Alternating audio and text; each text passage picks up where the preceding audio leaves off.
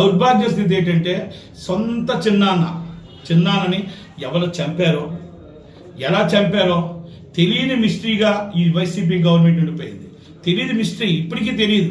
కానీ 2016, 2015, 2014 అంటే చంద్రబాబు నాయుడు గారు చేసినవన్నీ మిషనరీస్ ద్వారా తీశారంట, ల్యాడర్ ద్వారా తీశారంట, ఇంకొక ద్వారా తీశారంట.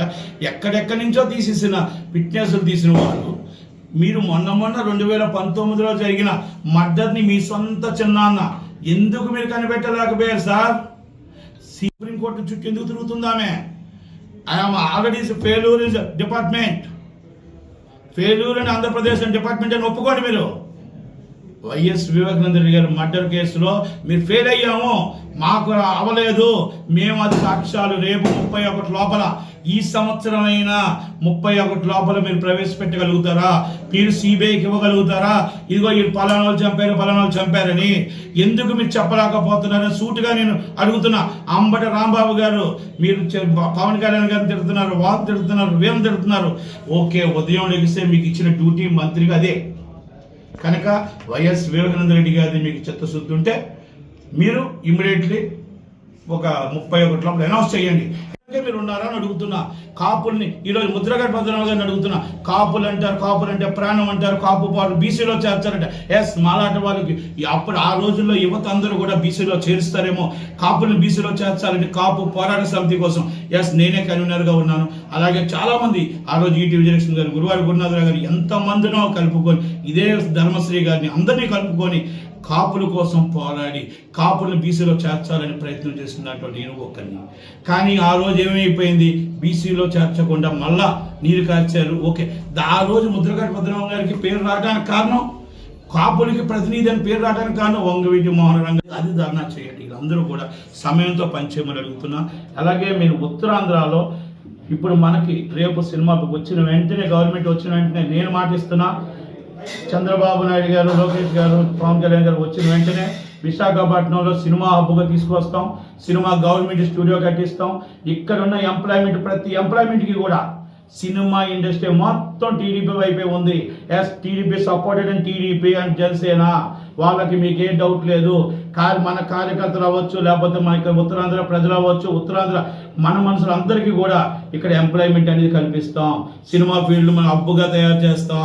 ఆ క్యారిడర్ 30 కిలోమీటర్లు ఒక చంద్రబాబు నాయుడు గారే భీమిడి దాకా కారిడార్ చేయగల, బీచ్ క్యారిడర్ చేయగల దమ్ము ధైర్యం ఉందంటే అది చంద్రబాబు నాయుడు గారు, పవన్ కళ్యాణ్ గారి వల్ల అవుతుంది.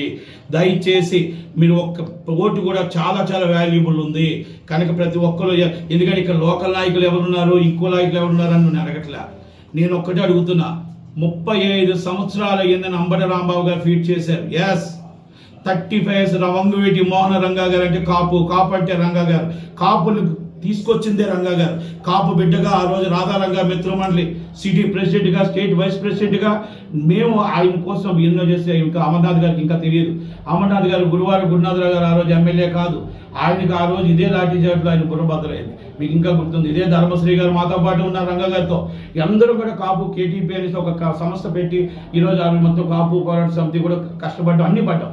కానీ రంగా గారి వల్లే కాపునాడు విజయవాడ మీటింగ్లో ఈరోజు ముద్రగడ పద్మనాభం గారికి పేరు వచ్చిన కాపులందరూ ఎస్ మేము కాపు అని చెప్పుకోవడానికి, మేము ఓసీ అని చెప్పుకోవడానికి గర్వంగా ఉన్నా కూడా ఒక వంగవీటి మోహన రంగా గారి అలాంటి ఆయన్ని మీరు వచ్చి మీరు ఫీడ్ చేసి టీడీపీ గుండాలు చంపారన్నారు. సార్, A1గా ఉండేది మీ ఎవరైతే మీ పార్టీలో ఉన్నారో అవినాష్ గారి ఫాదర్ A1గా ఉన్నారు, A2గా దేవినేని వెంకటరమణ గారు ఉన్నారు.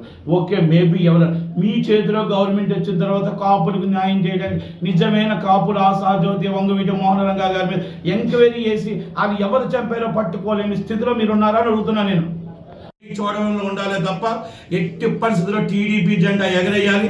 ఈ ఉత్తరాంధ్రలో మొత్తం టోటల్గా ఎన్ని సీట్లు అన్ని సీట్లు కూడా మనం స్వీప్ చేయాలి. అది మాత్రం టీడీపీ జనసేన కార్యకర్తలు అందరూ కూడా ఒక కంకణం కట్టుకోండి. ఒక్క 3 నెలలు, ఇన్ని సంవత్సరాలు పడ్డారు, కేసులు పడ్డాయి, ఎన్ని పడ్డాయి, 3 నెలలు కష్టపడండి. 3 నెలలు కష్టపడితే చంద్రబాబు నాయుడు గారు, పవన్ కళ్యాణ్ గారు పాలన వస్తుంది. కనుక మనం ఏమి చేయొద్దు. వాళ్ళు తిడుతున్నట్టు, బూతులు తిడుతున్నట్టు మనం తిట్టొద్దండి. మనకు తిట్లు అవసరం లేదు. మనకు వాళ్ళు చేసే ఏదైతే అభివృద్ధి కార్యక్రమాలు చేయలేదో, వాళ్ళు ఏం మాట ఇచ్చారో, ఏది చేయట్లేదో, వాళ్ళు ఎక్కడ రోడ్లు వేయట్లేదో ఆ రోడ్డు కాడికి వెళ్ళి ఒక ఫ్లవర్ పెట్టండి.